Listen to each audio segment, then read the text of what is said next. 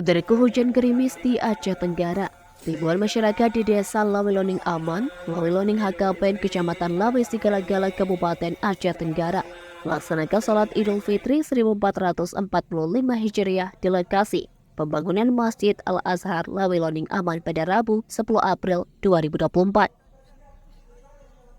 Sebagai khatib Id, Ustadz Zulfan Riza dari Perbatasan Dinas Syariat Islam Aceh di Aceh Tenggara dan Imam Sholat Id Fajri. Pantauan tribungai.com, di lapangan masyarakat membawa tikar dan ambal untuk alas melaksanakan sholat Id di lokasi yang basah akibat diguyur hujan sejak Selasa 9 April hingga Rabu 10 April 2024. Dari Aceh Tenggara, Asnawi Lui, Tribun Gayo.